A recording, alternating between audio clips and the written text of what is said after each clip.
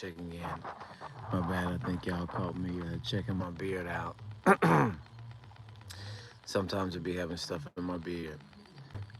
But shalom, y'all.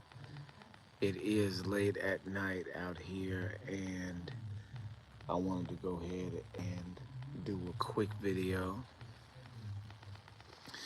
on a topic that I love to talk about because there's a lot of information in this topic that a lot of people don't really know that adds a lot of, I would say, intrigue to the country where I'm from, America, so that we know a little bit more about.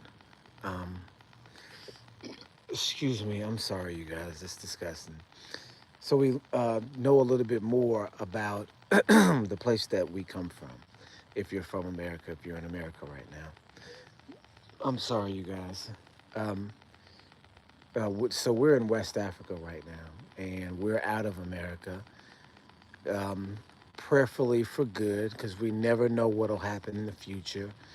But we do not have plans on returning to America, and were of course driven out.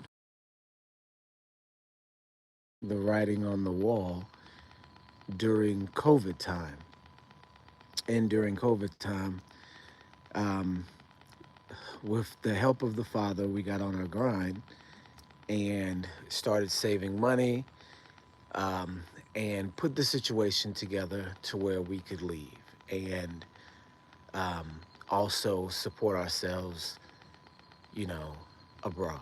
And so that's what, hallelujah, that we've been able to do. And so far, it's been successful. And, we've had some challenges, we've had some up and downs, but oh, it's starting to rain. But so far, it's been successful. It's been something that has been a blessing to this family for sure. But not just that. That's not the only reason, that we've left. We left because because we understand what America is, and a lot of people don't. Because I mean, we can see why people wouldn't understand. I don't think a lot of people in the entire world understand what America is, especially people here in West Africa, because we live here in this country with real poverty, with people that are living, on the edge of starvation. So, here in this country, to have a welfare system is, do you see what I'm saying? Is better than they could expect, better than they could hope for here. So, us being here and saying, oh my gosh, we're getting out of Babylon, is offensive to some people that live here in West Africa because they live in a country that they feel is oppressive because of the economic situation of the country. Do you see what I'm saying? So it's offensive to say, oh my gosh, we got to get out of America because it's such a wicked place and it's created to be that way, and all this. And they're like, well, at least you got food to eat. You see what I'm saying? And to a varying degree, there is that point that can be made. Although here in this country, you do have um, the people that own their country, right? You own this country, even though you were colonized um, in the 17 and 1800s. You do have your independence as an independent country as of now. This land is the land that your ancestors were raised on, and you recognize yourself as the inhabitants of this land, with this land belonging to you. In this country, you can't just own land here without being a chief, right? And this is something that everybody needs to know before they come out to Africa, to West Africa, to Ghana, that you can't just own land out here. You'll get piece of paper that says you are the owner of this property or the custodian of this property, but you are in actuality leasing it from a chief. And that's the only thing that you can do out here as a foreigner. So if you're not willing to invest your money in something that may, you know, not be as stable as you would like, then I would say don't come and purchase property, but come out here and rent because you're really doing the same thing anyway with property. To be honest with you, though, there's obviously you can make and design whatever you want and build it the way that you want to do with you being in ownership or with you being the leasee on the chief's land. It gives you the ability to do whatever you want. But if that's something that you don't feel comfortable with, I would say, you know, don't come out here and purchase, but just rent. Do you see what I'm saying? We came out with the mindset of purchase.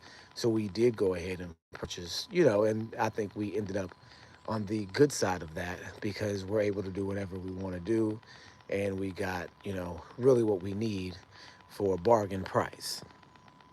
And so, you know, going into the future, I feel like it's a good thing. We're in a good place right now. Hallelujah for that. So, if you're not comfortable with something like that, with a deal like that, I would say, just rent or, do other things in other countries. But just be advised and be aware that in Ghana, you can't just outright own land. You do lease land from the chiefs. The chiefs ultimately own the land. But with all that being said, I say that to say this that the people here in Africa, the chiefs or whoever, own their own land and they're here on their own land. And anything that happens to them on their own land, they can't blame on anybody else, right? It has to be okay. Well, either we've mismanaged or we've been manipulated or we've sold our own resources to gain um, uh, I guess you would say, position in world politics, right?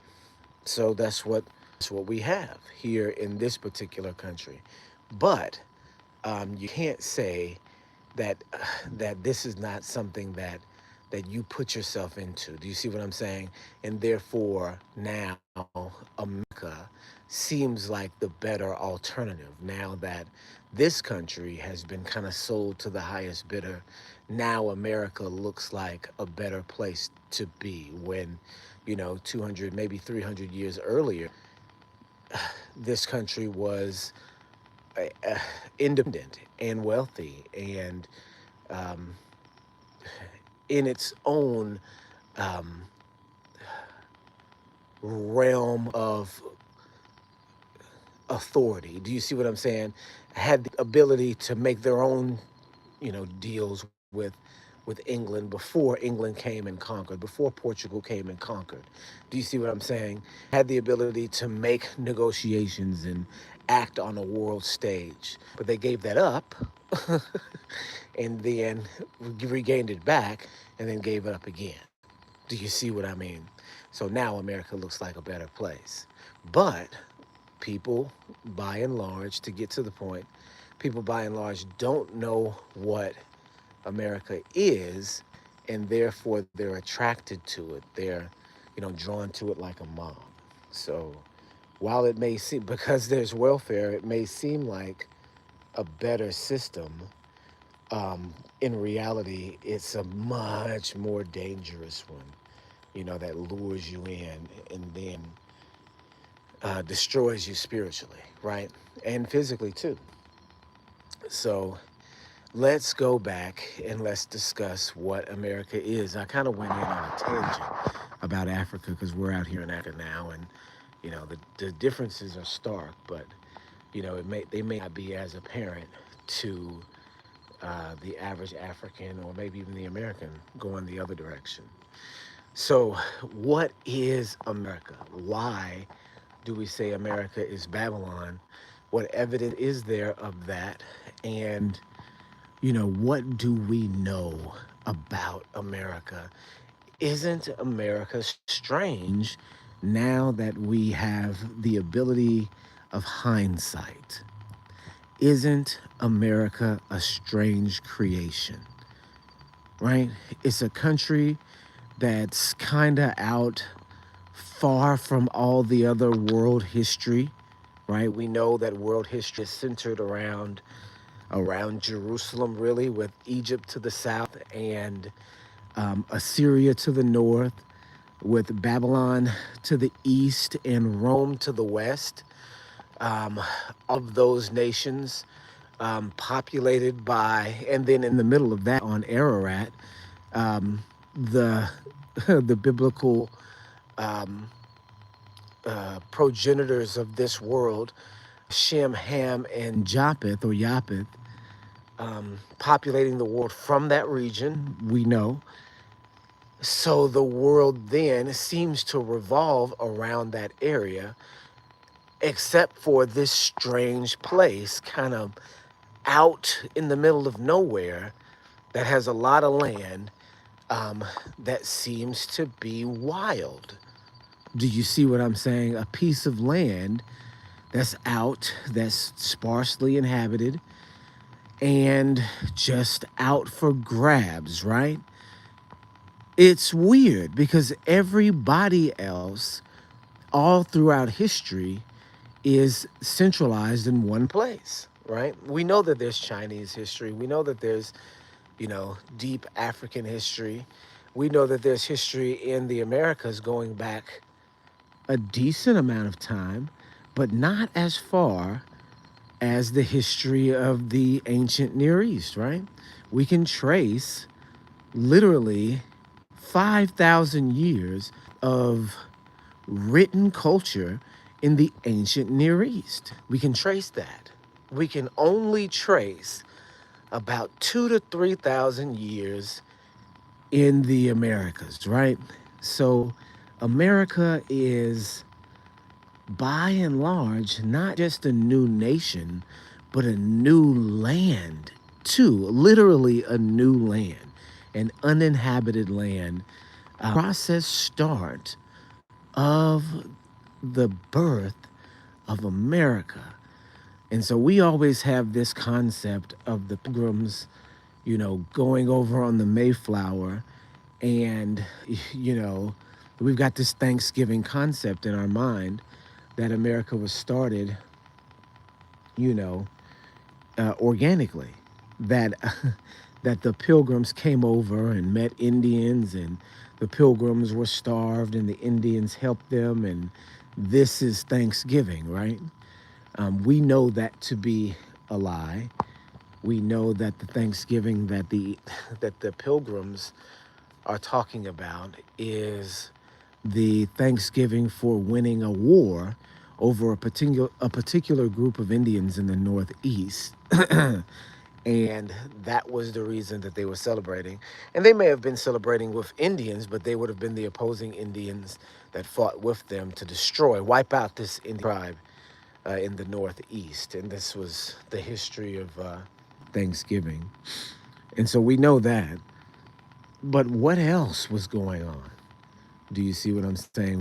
Why was this such a venture to risk your life to come to this country where you could either starve or be killed by the indigenous population or, succumb to the elements?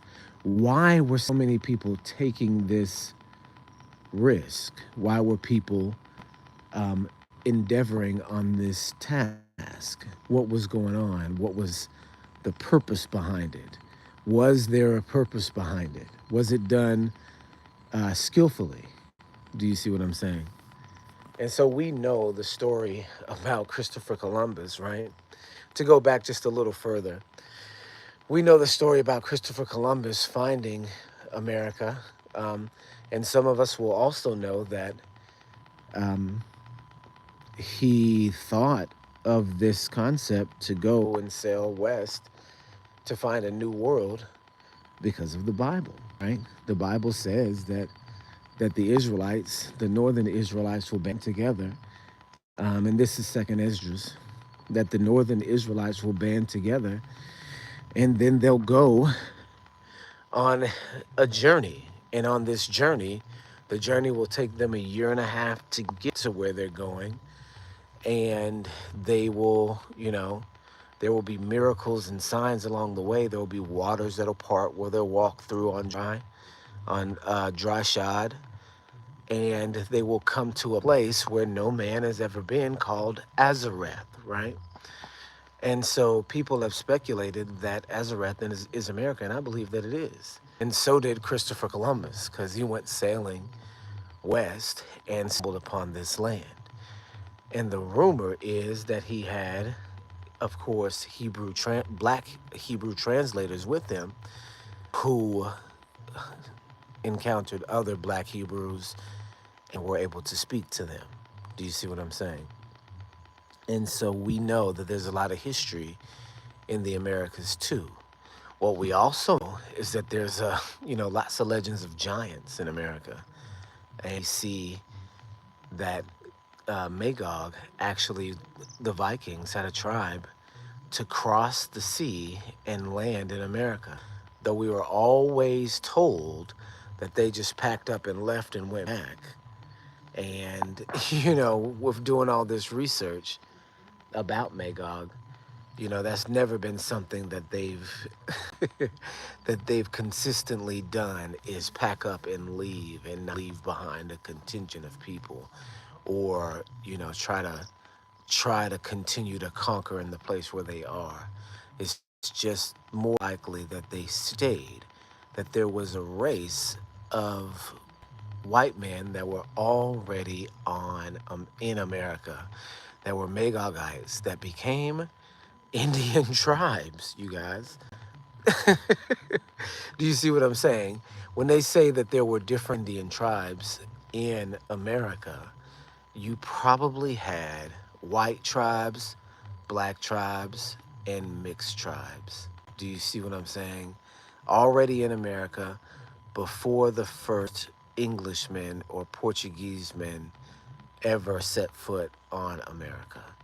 And when, Portugal got there, they're seeing both Hebrews, mixtures, and and Magogites with red hair, blonde hair, and blue eyes, and some of them being giants on American soil, all existing in the same continent, but in different groups.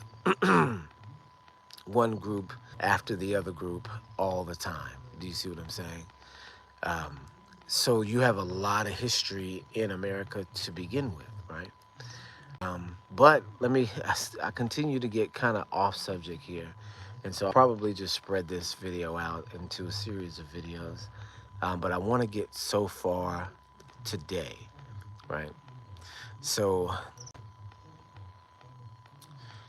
America is an invention, guys.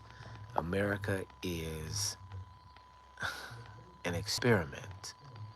And this is literally, it's not the pilgrim dream that they, try to proclaim it to be. It's an experiment. And it's an experiment that worked. It was an experiment that was dreamed up of in an unlikely place, right? In England, by a man named Francis Bacon. And so if any of you guys have heard of Francis Bacon was a high-level witch. Do you see what I'm saying? He was a warlock in England, of all of these different, secret societies, and deep into the occult.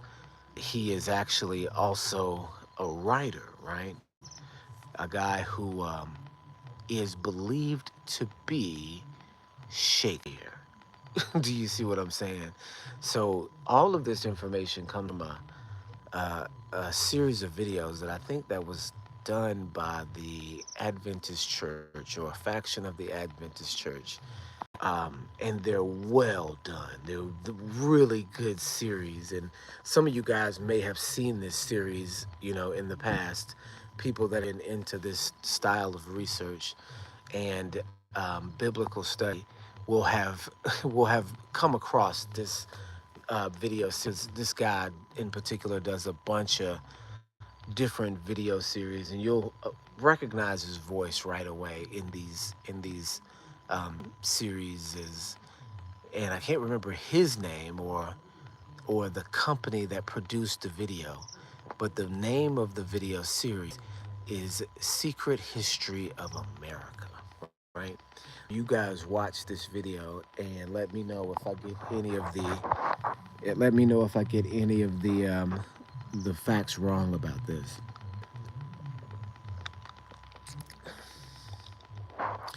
So in this video, it just basically goes over. I'm gonna not, talk from the video. I'm gonna kind of go along historically because all of this stuff matches historically what happens. So this guy, Francis Bacon, who is in all of these secret societies, who's involved in the royal family in England, an advisor to the Queen,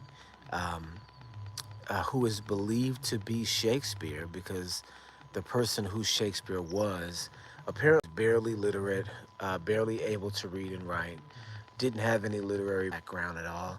And the references that are in Shakespeare's writings, all symbolic, right? They're all like a part of some other story too, that they maintain, almost Freemasonic symbols all through the writings. And this was something that Shakespeare would not be familiar with, but Francis Bacon would be.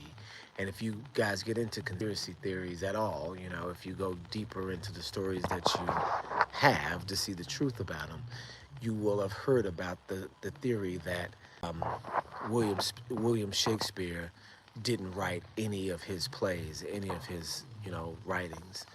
That William Shakespeare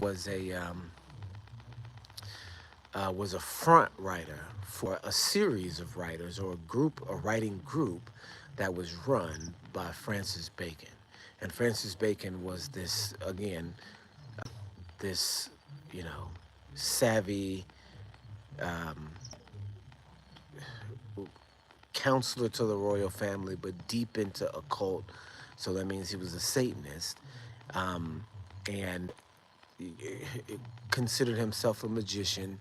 This guy, was a writer, a playwright, and had all of these different writing schools, and would have been privy to some of the secrets that are encoded into these stories, where William Shakespeare, the real person, wouldn't have, right? So this particular person, Francis Bacon, was involved in a secret society that wanted to bring about the start of a new era, right? And Francis Bacon was the leader of this secret society and wrote a lot about it. And so what he wrote is that he, in the future, saw or envisioned that there would be a technologically advanced society which relied on reason and not superstition, that would come to rule the world using the knowledge of the ancients of the land of Atlantis. Do you see what I'm saying? This is someone who is, in the social scene of England, in the new era of, this is, I believe, the 14th centuries, the new age era of England, enlightened thinking, right? This is pre-enlightenment, but this is the beginnings of the Enlightenment era. Do you see what I'm saying? Wanting to establish a new nation, founded on enlightenment, where the ancient ways could be explored. Do you see what I'm saying? He wanted to establish a new Atlantis, right? You wonder why there's a place in the United States called Atlanta? This is why. Wonder why Washington, D.C. is aligned with Philadelphia, is aligned with Baltimore, is aligned with New York, is aligned with Boston on the West Coast because when they came over here, they mapped out these coordinates in the way that Bacon and others said that they would need to in order to establish this experiment. You see, all experiments are also rituals in their concept of science, right? That you're not doing an experiment without a spiritual level involved, right? Remember, this is also a church that we're dealing with. What it all boils down to is that a Satan cult started America even before, George Washington and Thomas Jefferson and Benjamin Franklin. 200 years before these guys, the concept was created that in the future there needed to be a kingdom to bring in the new age. And this is what Francis Bacon was trying to establish and trying to lay the framework for, at least in writing in his era, at around the same time when people were discovering that there was a new world. Remember, this is 1492 when this discovery was made. And so I believe in the next 100 years or so, in the 1500s, you have Francis Bacon, and he's writing about creating a new Atlantis where the rules of reason would reign supreme and men would, on their own, accomplish the feats of gods. And these are the ideas that are establishing the people that come in the next generation to enact these plans. Do you see what I'm saying?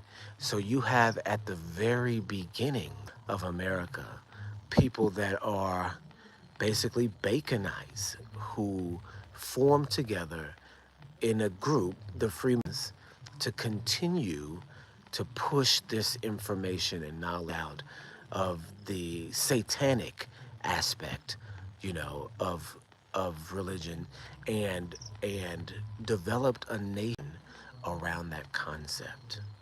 Do you see what I'm saying? That's what America is. At its core foundation, you had people like Lewis and Clark to map out temple areas with energies in them. Do you see what I'm saying?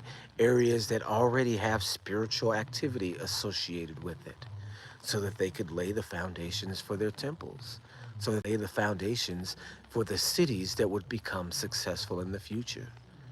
These are this is the way that America was actually mapped out and created, on the backs of Hebrew slaves. Remember, that's the other aspect of this experiment, that you have to have the manpower to make it happen.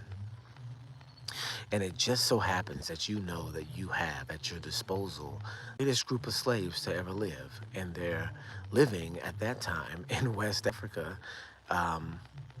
getting rich, and nobody's doing nothing with them. And the people down there that are with them hate them. So, prime opportunity to set someone up into a slave state. Do you see what I'm saying? In the very beginning, America was established as an experimental ritual to recreate Babylon, to recreate Atlantis with the old gods in the old system. That's why you have Athens in every state. That's why you have Cairo, Illinois. That's why you have Rome, Georgia. Do you see what I'm saying? That's why you have a Parthenon in Nashville. That's why you have the Statue of Liberty wearing the crown of Colossae. You know, the crown is the pointy, like the sun, the pointy crown. It's the symbol of an idol, of an ancient idol that goes back to Colossae. There was a giant idol there with that same style of crown. This is where this is why America appears to be both satanic and Christian, because people that came under the cover of Christianity and established um, a secret satanic order in the United States to run the Christians. Do you see what I'm saying? To secretly um, control Christians. And this actually came from a guy who said that these things were prophesied. Francis Bacon said that this is bound to take place because we're going to make it take place. We're going to do this.